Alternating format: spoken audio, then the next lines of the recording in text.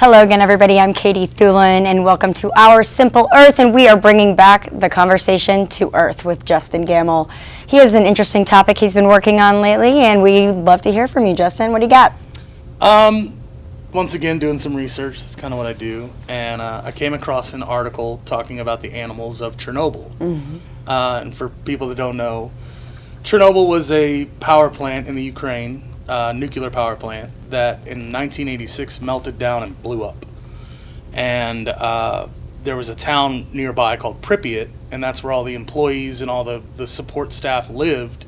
And it was like a fully functional city that just got abandoned overnight because of the radiation from the nuclear fallout. It's one of the worst nuclear disasters in history. I would hope so. So, for the last 10 years or so, there's been a group of American scientists who have been going into Pripyat and the surrounding forest and studying the effect of the radiation on the wildlife and on trees and plants and things. So when I read an article called "The Animals of Chernobyl," immediately caught my interest. No, of course. And so it turns out that, like as they moved into the radiation zone, they were finding things like mushrooms that were actually radiation absorbed. Like they had more radiation in them than the things around them. Oh, I wonder what that do to you if you ate them.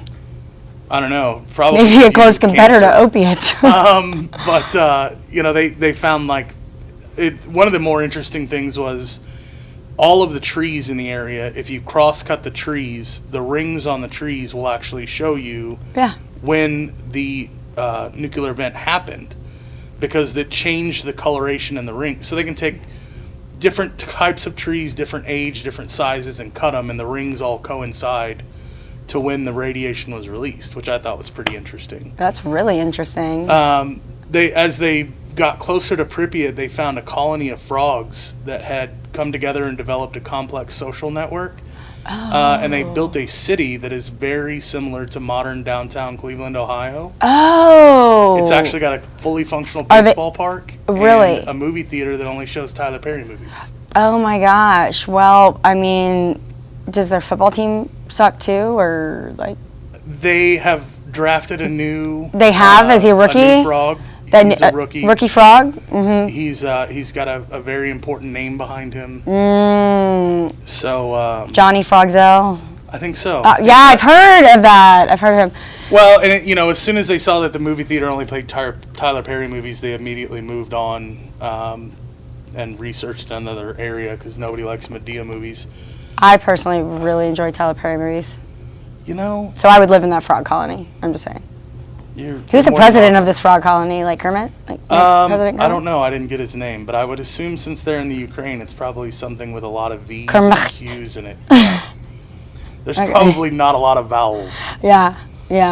Well, that's and as they, besides the frog colony, they moved a little further towards the western side of Pripyat, which is one of the more heavily radiated areas, and they found that, as they were moving through the woods, the spider webs were all cattywampus. Like they weren't geometrical in any way, shape, or form. And they found out that the spiders had actually quit building webs and built a Vegas-style attraction to confuse and occupy prey bugs for hours at a time. Oh my gosh. They got the little spider carrot top. Spider slot machines. At least I could get the spider Chris Angel. I mean, Carrot Top, you're going. Yeah, but I think Chris Angel's creepy enough to just go ahead and do that by himself. That's true. I mean, I guess you need a sidekick. The spider Chris Angel. So do they have all the lights and stuff? Yeah. Fully powered, functional. It's funny because the researchers said that it wasn't necessarily the Vegas-style attraction that bothered them as much as the fact that the spiders had the ability to project their thoughts into their head. So a lot of them started eating bugs. And card counting? Yeah. Happen a lot? Well, it's all part of the telepathy. So. Well, if a spider could inject any sort of thought in my head at all, I'd be okay with it because I have very little. So. Yeah. But this is absolutely the most interesting thing I've ever heard. I can't believe that this is happening. Unfortunately, none of it's true. Shocker. Yeah, I was really disappointed too.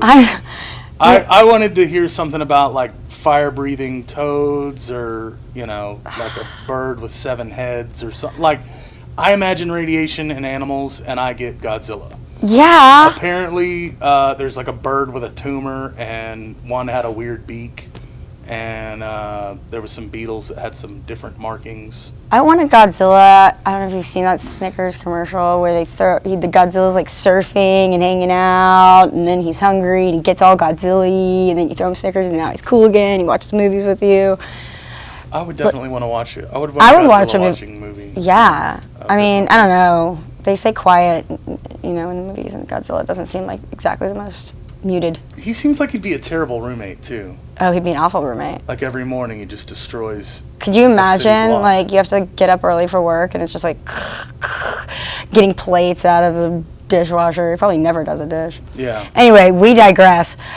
But is there anything else you'd like to talk about, Justin? Other than the fact that these people are spending a lot of money to figure out that nature's going to find a way around radiation.